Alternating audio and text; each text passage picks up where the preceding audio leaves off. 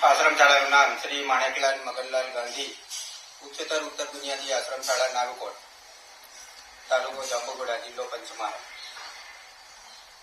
સ્થાપના કરનારનું નામ સ્વર્ગસ્થ શ્રી માણેકલાલ મગનલાલ ગાંધી અને સ્થાપનાનું વર્ષ 1971. શાળાએ મેળવેલ સિદ્ધિઓની અંદર કે આ આશ્રમ શાળાની અંદર 1971 થી 9 થી 12 ધોરણ સુધીનું શિક્ષણ અપાય છે. એની અંદર આ આશ્રમ શાળાના બાળકો 80 થી 100% સુધીનું પરિણામ પ્રાપ્ત કરેલ છે. અને આ સંસ્થાનો મુખ્ય ઉદ્દેશ એ છે કે આદિવાસી બાળકોનું ઘડતર કરવું, એમનો વિકાસ કરવો, એમને સારું શિક્ષણ આપવું અને તેઓ ઉત્તરોત્તર પ્રગતિ કરે, એ એમનો મુખ્ય ઉદ્દેશ આશ્રમ શાળા સ્થાપવાનો. ત્યાર પછી કે આશ્રમ શાળાએ 1971 થી ઘણી બધી સિદ્ધિઓ મેળવેલ છે. આ આશ્રમ શાળાની અંદર દેશના અનેક મહાનુભાવોએ આવેલ છે અને એમણે આ આશ્રમ શાળાને પોતાની ગણીને અને વિકસાવવાનો પ્રયત્ન કરેલ છે. આ આશ્રમ શાળાનું ભૂમિપૂજન આપણા લોકલાડીલા માજી વડાપ્રધાન સ્વર્ગસ્થ મોરારજી દેસાઈ સાહેબે કર્યું હતું.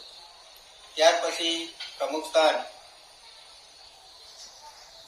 પંચમહાલ જિલ્લાના લોકસેવક અને માજી પંચાયતી રાજ મંત્રી શ્રી માણેકલાલ મગનલાલ ગાંધીએ આ આશ્રમ શાળાનું પ્રમુખ સ્થાન શોભાવ્યું હતું. અને એમના દેહાવસાન પછી આ આશ્રમ શાળાનું પ્રમુખ સ્થાન ભારત સરકારના માજી વાણિજ્ય મંત્રી શ્રી શાંતિલાલ પટેલ સાહેબે સ્વીકાર્યું હતું.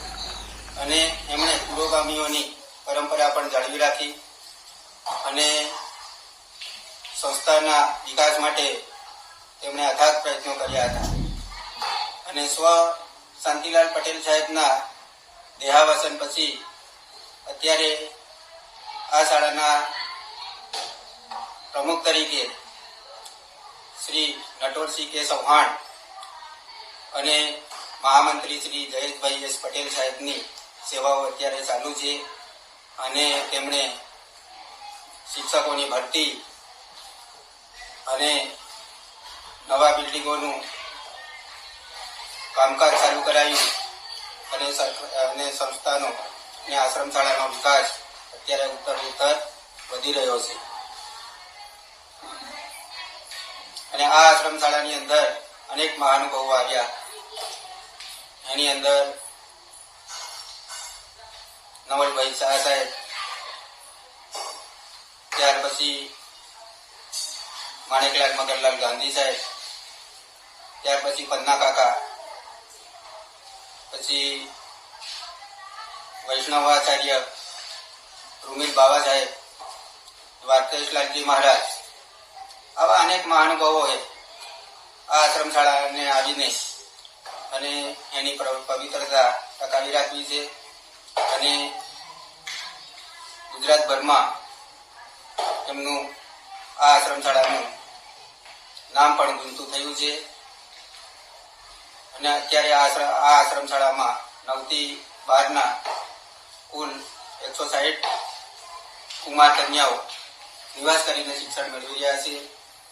અને શાળા અત્યારે ઉત્તરોત્તર પ્રગતિ પણ કરી રહી છે. આશ્રમ શાળામાં અભ્યાસ કરીને અનેક વિદ્યાર્થીઓ આગળ વધ્યા છે. જેમાં કેટલાક વિદ્યાર્થીઓ શિક્ષક થયા છે અને કેટલાક વિદ્યાર્થીઓ મામલતદાર સુધી પણ પહોંચ્યા છે. અને કેટલાક વિદ્યાર્થીઓ ફોરેસ્ટ ડિપાર્ટમેન્ટની અંદર પણ જોડાયા છે.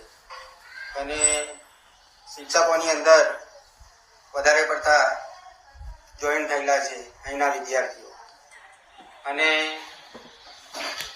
કન્યાઓમાંથી પણ કેટલીક કન્યાઓ શિક્ષિકા બની છે નર્સ પણ બની છે, ફોરેસ્ટ ડિપાર્ટની અંદર બિડગાર્ડ પણ બની છે. એ રીતે ઘણા બધા વિદ્યાર્થીઓ અત્યારે પગભર થયા છે. હવે શિક્ષકોની અંદર 1971 થી અત્યાર સુધી 152 જેટલા વિદ્યાર્થીઓ શિક્ષક બન્યા છે અને 2 વિદ્યાર્થીઓ એવા છે કે પ્રમોશન લઈને મામલતદાર સુધી પહોંચ્યા છે અને 3 વિદ્યાર્થીઓ નાયબ મામલતદાર થયા છે અને 2 વિદ્યાર્થીઓ પશુ ડોક્ટર થયા છે. તો આ રીતે શાળાએ ઘણી બધી પ્રગતિ કરી છે.